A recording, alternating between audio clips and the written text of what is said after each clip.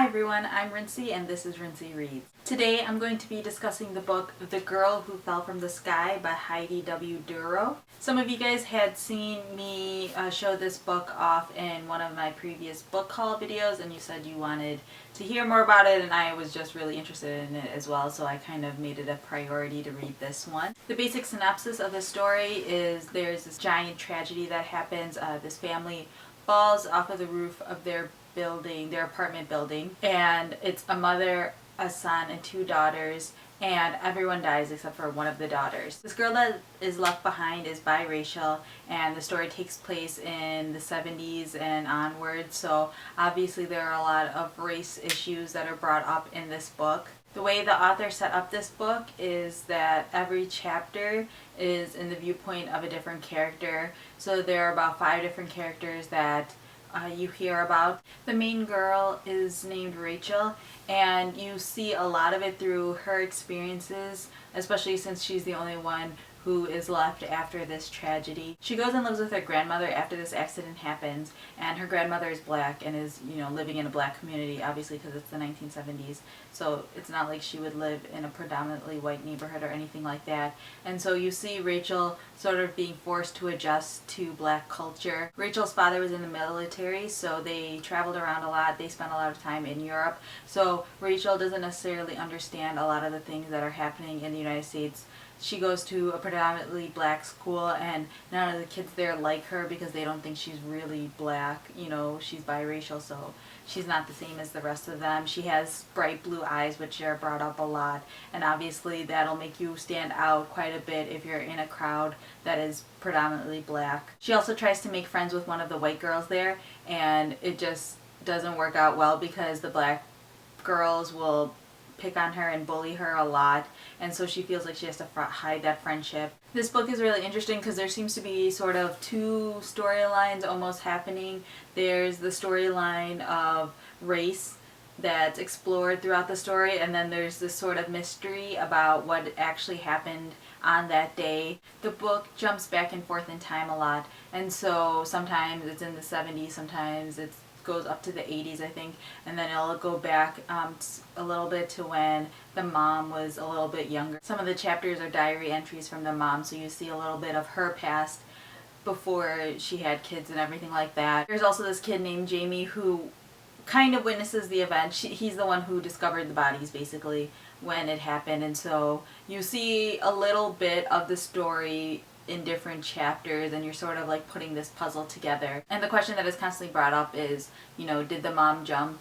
Did she push the family off? Was there someone else there who pushed them off? Was it the father or someone else who was like angry at them? Things like that. And so all these questions are brought up throughout the book, and you're left wondering like what really happened on that day. But to me, honestly, the more interesting storyline was this one dealing with race and family. For some reason, I don't know why, I didn't really care about what happened that day. It's hard to explain, but it almost felt like no matter what happened on that day, it doesn't really change anything. Almost as if like these events really happened. But it's true, like whether the mom was depressed or whether she had an angry husband or there was just some random serial killer who pushed them off or something, no matter what happened, this kid is left with this tragic occurrence that has happened in her life, and she's now had to deal with all of these issues of growing up without any family except her grandmother, and dealing with what it means to be biracial. I believe in the story her mom is Dutch, and so there's even like the struggle of she knows a lot about Dutch culture and she knows some words in Dutch, and so she is always thinking about how she doesn't want to forget those things, and she very much considers that more real to her than any of this black culture. Like there's a lot of slang words that are used in here that she just completely doesn't understand. She's very naive to this entire culture and this entire world. She doesn't listen to any of the music that the other kids in school listens to, or watch any of the shows or anything like that. She's completely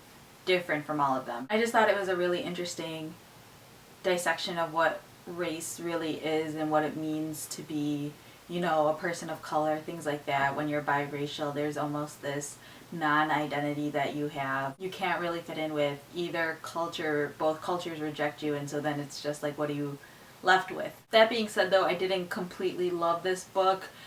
The actual characters are really obnoxious. There wasn't any single character that I loved. There's this one B plot dealing with Rachel's aunt that I really enjoyed, but then something tragic happens and I don't want to spoil it, but after that I wasn't really in love with any of it. And honestly, the main character, Rachel, really bothered me. She's so I feel like she was naive to a fault because she didn't try to understand where anyone else was coming from.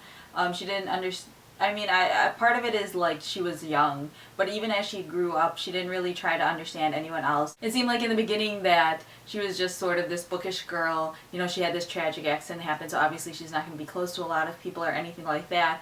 But then later on in the story, she gets a boyfriend, but it's a secret boyfriend because he has another girl, and I'm sitting there and I'm like, how does that seem okay? I guess people go through those situations in real life, but I've never understood it because I'm like, if someone says they're your secret boyfriend, it means they don't think you're good enough to see in public, so why would you want to be their girlfriend? Things like that bother me.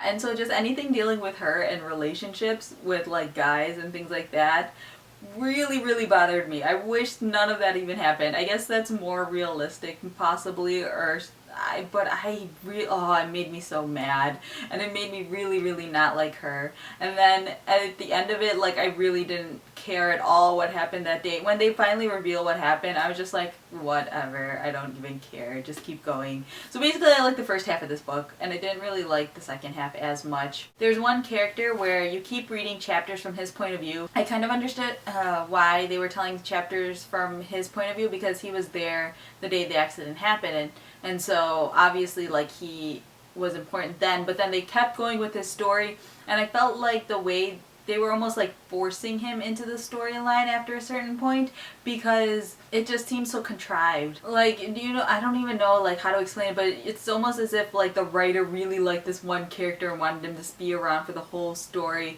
and then after a while it just felt like he was there for no reason, and there is a reason for him being there, but it just felt so fake and not genuine. I don't know, I liked him in the beginning, and then at the end I just was like, why are you still around, and the situation that you just went through doesn't make any sense.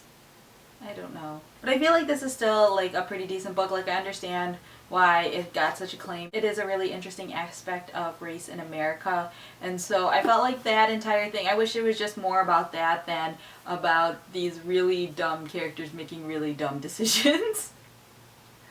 Oh, that seems so mean, but that's how I felt.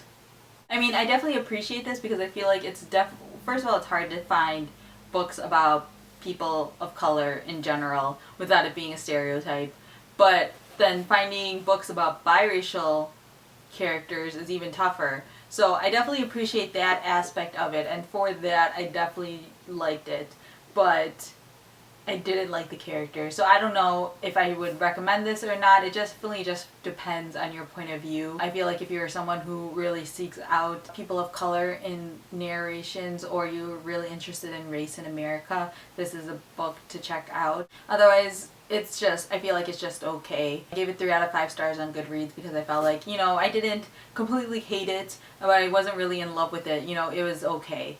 It was fine. And there's nothing wrong with that, but it was just fine. So yeah, that's my review of The Girl Who Fell from the Sky. If you have read this book or have any questions about it, feel free to leave your comments down below, or if you want to record a video response, you can feel free to do that as well. As usual, I'll have links to my Goodreads, Tumblr, and Twitter if you want to follow me on there. So that's all for now, and thanks for watching. Heidi W. Duro. Yes, I got that right.